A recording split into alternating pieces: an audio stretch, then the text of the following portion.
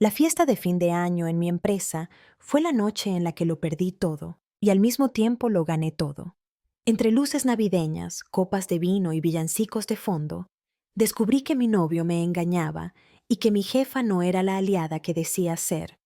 Esa misma noche, el karma decidió brindar conmigo. Me llamo Laura, tengo 32 años y durante los últimos 5 viví prácticamente encerrada en una oficina. Mientras otros hacían planes de vacaciones, yo hacía planes de entregas. Mientras mi novio dormía, yo seguía frente a la pantalla terminando reportes que siempre parecían urgentes. Mi puesto oficial era encargada de proyectos, pero en la práctica era apagafuegos profesional, psicóloga de compañeros y muchas veces la sombra detrás de los éxitos de otros. Mi director, Mauricio, era el típico héroe de pasillo, sonrisa encantadora para ejecutivos, comentarios sarcásticos para el equipo. Presentaba mis ideas como si se le hubieran ocurrido en la ducha esa misma mañana y recibía aplausos que nunca llegaban hasta mi escritorio. Aún así, aguanté años porque me repetía que algún día me ascenderían y todo habría valido la pena. La única persona que parecía ver de verdad mi esfuerzo era Paola, mi jefa inmediata. Desde el primer mes me llevó a tomar café y me dijo que le recordaba a ella cuando empezó, trabajadora, seria, demasiado buena gente para ese ambiente. Me defendía en algunas juntas, me daba consejos sobre cómo hablar con Mauricio y me repetía que tarde o temprano tendría mi propio equipo. Yo la veía casi como una mentora. Le conté cosas que no le había contado ni a mis amigas, mis problemas de dinero, el estrés, las discusiones con mi novio por mis horarios. En casa me esperaba Diego, mi pareja desde hacía 3 años. Vivíamos juntos, compartíamos gastos y hacíamos planes de boda cuando todo en el trabajo se calmara. Él se quejaba de que nunca tenía tiempo, pero siempre acababa aceptando mis excusas de cierre de mes, cierre de trimestre, cierre de año. A veces se sentía orgulloso, decía que tenía una novia trabajadora, otras solo se quedaba dormido mientras yo seguía mandando correos. Cuando la empresa anunció la gran fiesta de fin de año, Diego se emocionó más que yo. Dijo que por fin conocería a mis compañeros, a Mauricio y, por supuesto, a Paola, de quien había escuchado tanto. Paola, por su parte, no paraba de preguntarme si lo llevaría, que tenía muchas ganas de conocer al hombre que te espera despierto mientras tú salvas la empresa. Yo sentía que todos estaban más entusiasmados que yo. Los días previos a la fiesta comenzaron a ponerse raros. Diego empezó a pasar más tiempo pegado al celular, se iba a otra habitación para contestar mensajes y apagaba la pantalla cada vez que yo entraba. Cuando le preguntaba, decía que estaba organizando un intercambio con sus amigos o planeando algo especial para mí. Paola, mientras tanto, se mostraba más cercana que nunca. Me invitaba a comer, me preguntaba detalles de mi relación. Quería saber cómo se vestía Diego, qué le gustaba tomar, si era celoso o no. Yo lo interpretaba como simple curiosidad de amiga. En la oficina también noté cambios sutiles. Algunos compañeros me miraban con una mezcla extraña de lástima y expectativa, como si supieran algo que yo todavía no había descubierto. Cuando yo llegaba, a veces cortaban conversaciones de golpe o cambiaban de tema. Quise pensar que estaban conspirando sobre regalos o bromas para la fiesta. Fue más fácil creer eso que enfrentar la incomodidad que sentía en el estómago. Llegó la noche de la fiesta. El salón de eventos estaba decorado con luces doradas, estrellas colgantes y un árbol enorme lleno de esferas brillantes. Era el típico escenario de foto perfecta para redes sociales. Entré del brazo de Diego, intentando convencerme de que esa noche sería mi recompensa por todo el año. Él miraba todo con ojos curiosos, saludaba a la gente con una seguridad que no esperaba y se adaptó demasiado rápido a un lugar en el que, en teoría, era un completo desconocido. A los pocos minutos apareció Paola, radiante, con un vestido elegante que nunca le había visto en la oficina. Me abrazó como si fuéramos amigas de toda la vida, y se lanzó directamente hacia Diego con una sonrisa enorme. Así que tú eres el famoso Diego, dijo, mirándolo con demasiado interés. Él respondió con un cumplido sobre lo joven que se veía para ser jefa. Se rieron. Yo traté de ignorar ese pequeño pinchazo de incomodidad. La primera parte de la noche fue relativamente normal. Fotos grupales, brindis, chistes malos de Mauricio en el escenario. Paola se movía de mesa en mesa, siendo encantadora con todos, pero volvía a la nuestra con frecuencia. Diego parecía entretenido con su conversación, y yo me obligué a pensar que era bueno que se llevaran bien. Después de todo, Paola me había apoyado tanto que me hacía ilusión que conociera a la persona con la que quería compartir mi vida. En un momento, unos compañeros me llamaron para tomarnos una foto cerca del árbol. Solté la mano de Diego, me acerqué al grupo y posamos mientras alguien contaba hasta 3. Fueron segundos. Cuando volví a girar la cabeza, ni Diego ni Paola estaban en la mesa. Pensé que quizás habían ido por bebidas o al baño. Pasaron varios minutos. La inquietud empezó a treparme por la espalda. Pregunté si alguien los había visto. Una compañera dijo que creía haberlos visto caminar hacia el pasillo de las salas privadas, pero enseguida se calló y se encogió de hombros. Allí ya no pude seguir fingiendo que no pasaba nada. Seguí el pasillo, con la música apagándose poco a poco detrás de mí, mientras mis tacones resonaban en el piso como un reloj de cuenta regresiva. Al final del pasillo vi una puerta entreabierta. De dentro escapaba una luz cálida y se escuchaban risas ahogadas. Me acerqué despacio. Parte de mí no quería ver, pero el resto necesitaba la verdad de una vez. Empujé la puerta con suavidad y, en un instante, todos mis miedos se hicieron realidad. Diego estaba de espaldas, abrazando a alguien. Sus manos estaban donde solo deberían estar con una pareja. Cuando esa persona se giró, el mundo me dio una vuelta completa. Era Paola, mi jefa, mi supuesta mentora, la mujer que se decía orgullosa de mi esfuerzo, besando a mi novio en una sala privada mientras yo sonreía en fotos navideñas. Me quedé paralizada unos segundos. Sentí el golpe en el pecho antes que las lágrimas en los ojos. Mi primer instinto fue sacar el celular y tomar una foto. No pensé, solo actué. El flash los delató. Tardaron un momento en darse cuenta de que estaba allí. Cuando me vieron, ambos se separaron de golpe. Diego tartamudeó mi nombre. Paola intentó arreglarse el vestido como si con eso pudiera ordenar también la situación. La rabia me subió como una ola. Quise gritarles todo lo que sentía, insultarlos, romper algo. Pero entonces, mientras los veía inventar excusas atropelladas, algo cambió dentro de mí. Recordé dónde estaba, en la fiesta de la empresa, con toda la oficina reunida a unos metros. Con micrófonos, pantallas y testigos, la rabia se transformó en claridad. Si iba a explotar, lo haría de forma que sirviera para algo más que desahogarme.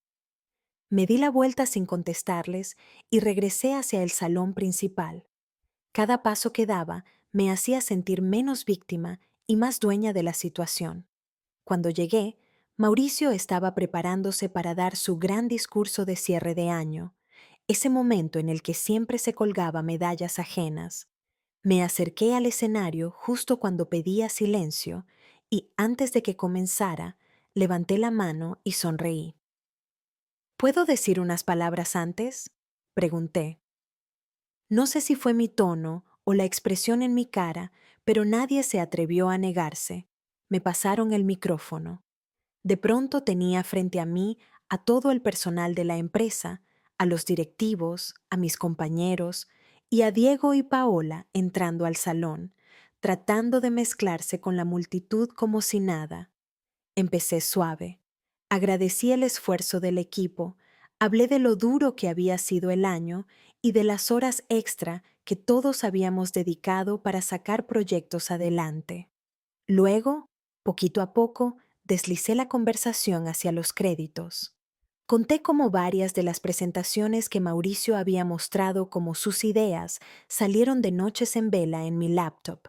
Di ejemplos concretos, fechas, reuniones, correos. Varios compañeros empezaron a asentir y a mirarse entre sí. Después de eso, respiré hondo y cambié de tema. Dije que esa noche no solo se celebraba el trabajo, sino también las relaciones de confianza entre jefes y empleados, entre parejas, entre personas que se dicen amigas. Y entonces mencioné, sin elevar la voz, que minutos antes había encontrado a mi novio y a mi jefa en una sala privada, demasiado cerca para culpar a un malentendido, que tenía pruebas fotográficas, pero que no las mostraría por respeto al evento, solo la verdad clara y sencilla. El salón se quedó en silencio. Recuerdo el ruido de una copa chocando contra el piso en alguna mesa lejana. Terminé diciendo que esa sería la última vez que permitiría que otros se beneficiaran de mi trabajo o de mi confianza mientras yo me quedaba en las sombras. Dejé el micrófono, bajé del escenario y salí del salón sin mirar atrás. Me gustaría decir que al día siguiente todo se arregló como en una película, pero no fue así. Los días siguientes se volvieron más complicados. Oficialmente, nadie habló del tema en la empresa, ni correos, ni comunicados, ni disculpas. Extraoficialmente, los pasillos estaban llenos de susurros. Paola, la misma que antes me invitaba a café y me preguntaba cómo estaba, dejó de hablarme de un día para otro. En las reuniones se dirigía a mí con un tono frío, distante, excesivamente formal. Mauricio también cambió. En lugar de discutir abiertamente, empezó a jugar en silencio. De pronto me dejaban fuera de correos importantes, movían reuniones sin avisarme y luego me reclamaban por no haber asistido. Me asignaban tareas sin información completa y después me acusaban de no comprender bien las instrucciones. Paola hacía comentarios delante del equipo del tipo, Laura, trata de separar tu vida personal del trabajo, por favor, como si yo hubiera sido la que se había colado en una sala privada con la pareja de otra persona. Eso ya no era solo un corazón roto, era acoso laboral disfrazado de profesionalismo. Aguanté en silencio unos días, pero esta vez no iba a quedarme de brazos cruzados. Empecé a guardar todo, correos con instrucciones contradictorias, mensajes en el chat donde Paola me pedía que hiciera algo y luego afirmaba que nunca lo había dicho, capturas de agenda con reuniones cambiadas a última hora. También registré los proyectos que entregaba a tiempo, con fechas y evidencias, para que nadie pudiera decir que yo no cumplía. Mientras tanto, en casa las cosas con Diego se derrumbaron por completo. Intentó buscarme, llamar, pedirme perdón, decir que no sabía en qué estaba pensando. No le creí.